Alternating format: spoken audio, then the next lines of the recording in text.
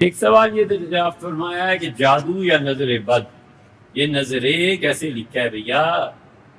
را کے بعد حمزہ اور پھر بڑی یہ کیسے ہو گیا؟ یہ کون سی اردو ہے؟ ہم سب کو مل کے اپنی زبان کی حفاظت کرنی ہے۔ زبانوں سے کلچر آتا ہے، زبانوں سے تہذیب جنم لیتی ہے۔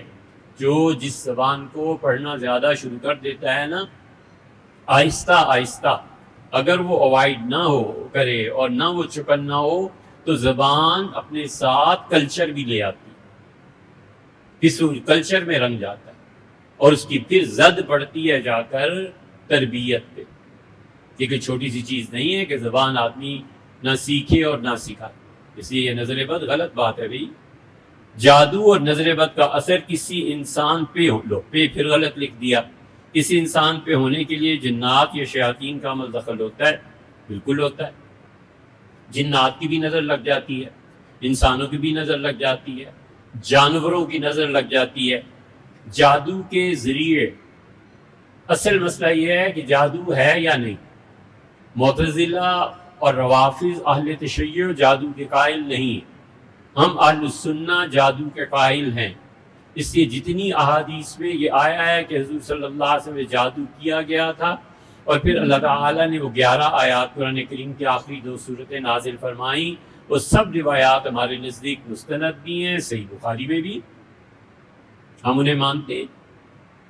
ہم جادو کے بھی قائل اور ہم نظر بد کے بھی قائل۔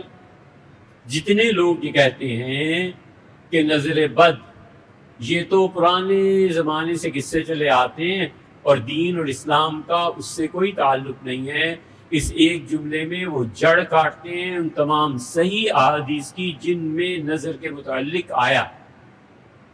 ایک آدمی کا نظریہ یہ ہے کہ وہ کہتا ہے پرانے زمانوں کے نظریے ہیں اور اس کا دین سے کوئی تعلق نہیں، اور دین سے تعلق نہیں تو ہم ساری احادیث کو کہاں لے جائیں گے؟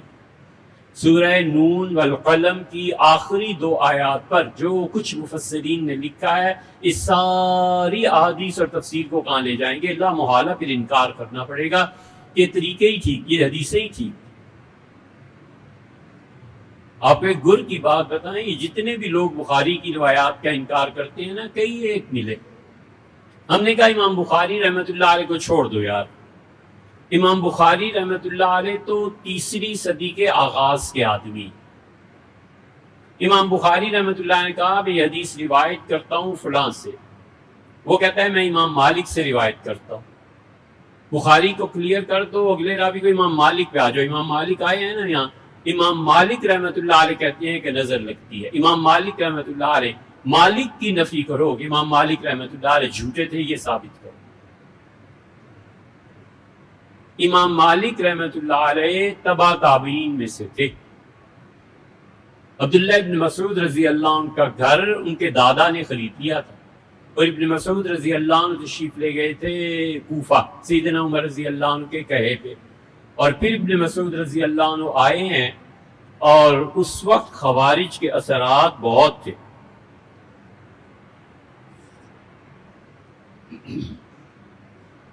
اور کوفہ میں خارجی ہو گئے تھے بہت۔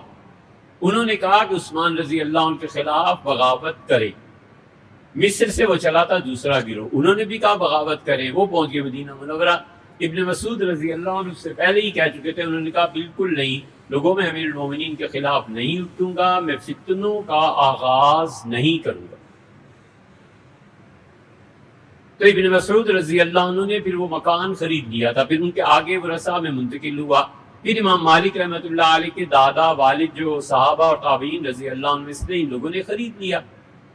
امام مالک رحمۃ اللہ علیہ کی کتاب جو موطا ہے، موطا کی 600 سے زیادہ حدیثیں امام بخاری نے صحیح میں نقل کی ہیں، تو بخاری کو کیوں روتے ہو؟ امام مالک رحمۃ اللہ علیہ کو رو، کھولو بخاری بھی اور کھولو موطا بھی۔ امام مالک رحمۃ اللہ علیہ اگر جھوٹے ثابت ہو جائیں تو جن تابعین سے انہوں نے سنا وہ بھی جھوٹے، آگے صحابہ رضی اللہ عنہ نے جھوٹ بولا، اور رسول اللہ صلی اللہ علیہ وسلم نے بھی جاتے کہاں ہوں۔ امام بخاری رحمۃ اللہ علیہ نے ساری کتاب کوئی حافظے سے نہیں لکھ دی، امام بخاری رحمۃ اللہ علیہ کے سامنے پچھلی نسل کی کتابیں موجود تھیں اور انہوں نے اس میں سے نقل کیا۔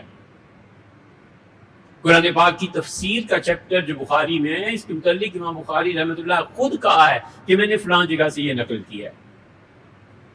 تو حدیث پہ اعتراض اتنے آسان نہیں ہے.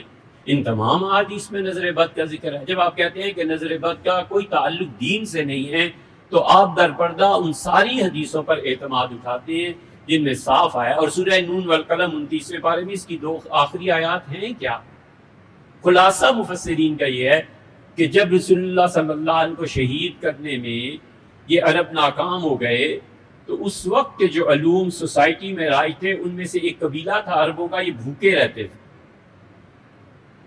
اور جب ان کے اندر طاقت پیدا ہو جاتی تھی کہ کسی کو نظر لگائیں تو یہ بک ہوتے تھے پہلے سے کہ فلاں تاریخ کو اتنے بجے آنا ہے، اس آدمی کو نظر لگائیں گے. ایسی نظر لگاتے تھے کہ آدمی پھڑک جاتا تھا، اور پھر وہ اس کو خوب کھانا وانا سب چیزیں. اس قبیلے سے رابطہ کیا تھا قریش نے، اور انہوں نے کہا اس سے جان چھڑاؤ. اسی لیے اللہ کہتا ہے وَإِن يَكَادُ الَّذِينَ كَفَرُوا لَيُزْلِقُونَكَ بِأَبْصَارِهِمْ، اور کافروں میں ایک پورا گروہ موجود ہے جو چاہتا ہے کہ آپ کو اس راستے سے اپنی نظروں کے ذریعے ہٹا دے جس راہ پر آپ قائم. لما سمعوا الذکر، جب وہ قرآن سنتے ہیں تو وہ چاہتے ہیں کہ آپ کو نظر لگائیں اور آپ انتقال فرما جائیں، شہید ہو جائیں، اور پھر کافروں کی راہ کھل جائے گی. اس آیت کو کہاں لے جانا ہے؟ یہ بھی 1500 سال کے بعد ابھی سمجھ میں آئی ہے. پہلے کسی کو سمجھ میں نہیں آئی تھی. خدا خود ذکر کرتا ہے اس نظر. حضور اکرم صلی اللہ علیہ وسلم کئی جگہ ہے، آپ فرماتے تھے اس بچی کو دیکھو، اس کے گالوں پہ نشانات پڑ گئے، وہ اسے نظر لگی ہے، جاؤ اور نظر کا توڑ کرو.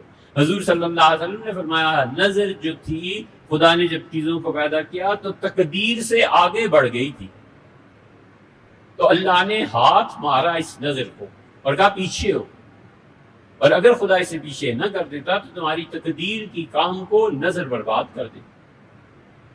ان حدیثوں کو کہاں لے جانا ہے بھیا؟ ہمیں کوئی شوق نہیں ہے لوگوں پہ بات کرنے کا، لیکن کیا کریں دین کو برباد کرنے والے جنہیں بیٹھنے کی تمیز نہیں آتی. یقین مانو ان کی ویڈیوز دیکھو نا، بیٹھنے کی تمیز نہیں آتی، کھانا کھانے کی تمیز نہیں آتی. سبحان اللہ، یہ بھی دین کے نمائندے. آدمی کسی وجہ سے ایک پاؤں دوسرے پہ رکھ لیتا ہے، پاؤں جلتے ہیں زمین پہ رکھتے ہوئے، پانی ہوتا ہے، کبھی عادتاً ایک پاؤں پہ دوسرے پاؤں کو چڑھا لیتا ہے. ان کو بیٹھنا دیکھو نا، مثلا اللہ معاف فرمائے، اللہ معاف فرمائے. یہاں آفتاب صاحب تشریف فرمائے، یوں جو پاؤں کو رکھوں تو یہ پاؤں آفتاب صاحب کی طرف نہیں ہو رہا، ان کی ذلت نہیں ہو رہی، تو کس کی توہین ہو رہی ہے؟ یہ پاؤں پہ پاؤں چڑھا کے بیٹھ کے دین بیان کر رہے ہوتے ہیں. ہم کہتے ہیں یا اللہ اسے بیٹھنے تک کی تمیز نہیں ہے کہ کس صحافی کی طرف تمہارا پاؤں ہو رہا ہے، جوتا دکھا رہے ہو، کیا کر رہے ہو. یہ تمیز نہیں بیٹھنے کی، اور وہ دین کا ترجمان. بالکل اثر ہوتا ہے بھیا. یہ ویڈیوز دیکھنا نا، تمہیں پتہ چلے گا کہ یہ ہاتھوں سے اشارے کیسے کرتے ہیں اور یہ بیٹھتے کیسے ہیں. کوئی باڈی لینگویج نام کی کوئی چیز ہے، اسی سے جہالت ٹپک رہی ہوتی ہے. یہ تمیز نہیں ہے.